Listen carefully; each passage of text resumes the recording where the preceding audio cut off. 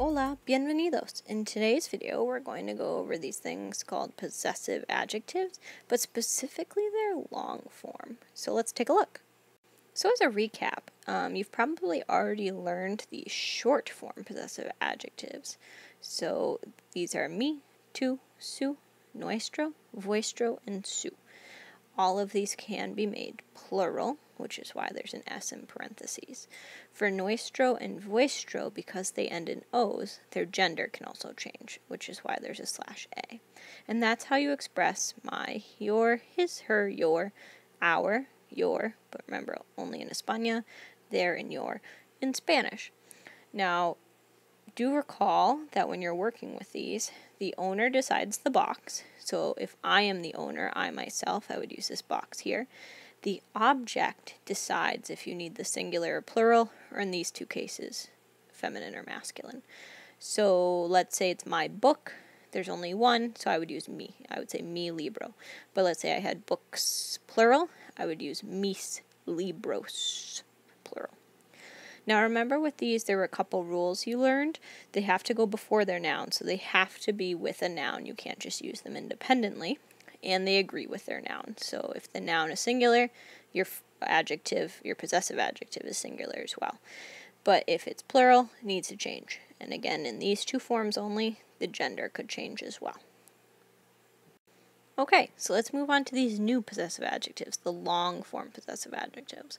So a couple things to note with these. They go after their noun as opposed to before with the short forms, and they're often used for emphasis in this way. They can be used without a noun.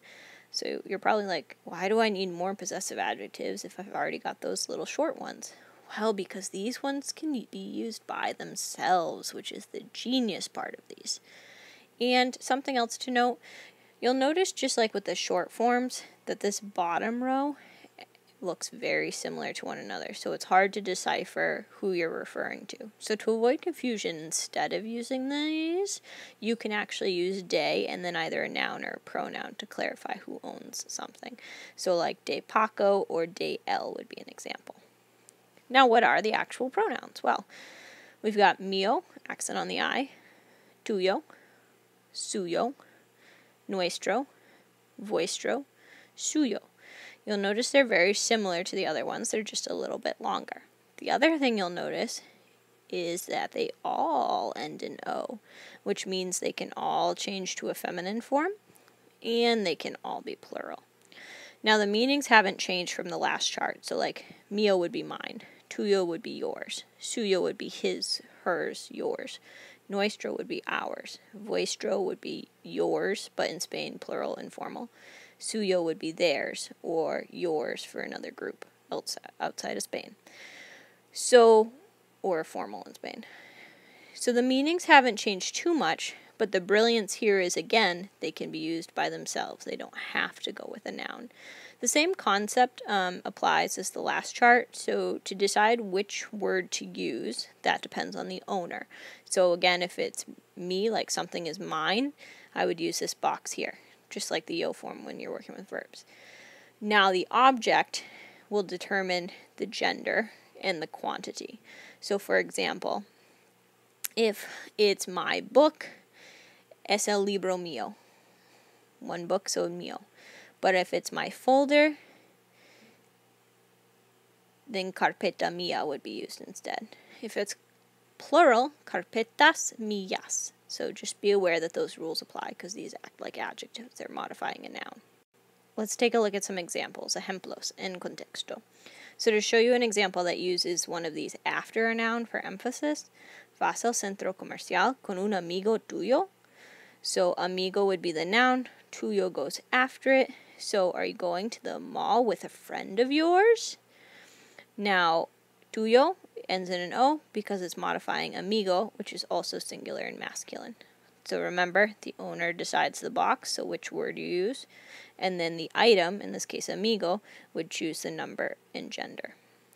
Now let's take a look at without a noun and why I love these so much. ¿De quién son esos zapatos? ¿De usted? So whose shoes are those? Are they yours? Yes, they are mine. Oh, I don't have to repeat zapatos again. How nice. I can just talk more freely and more confidently with my Spanish. I just use míos. Now, why is it míos specifically? Well, because even though it's not next to the noun, it still has to agree with it. Even though it's not physically right there, because it's referencing it, still has to agree. So zapatos are masculine and plural, so míos is masculine and plural as well. Brilliant.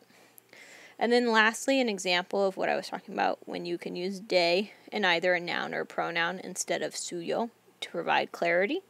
Aquí está un collar de ella. So here's a necklace of hers. If I just put suyo here, you'd have a hard time identifying who that belonged to. So to provide clarity, instead I can use this setup here to make sure there's no confusion. So that's it. Possessive adjectives. Short, sweet, and to the point. Their long form is helpful because it can either provide emphasis or you can use it independently from a noun, which is super awesome, especially if you're trying to sound more authentic in your speech or in your writing. So start with memorizing the actual possessive adjectives, the long forms of them.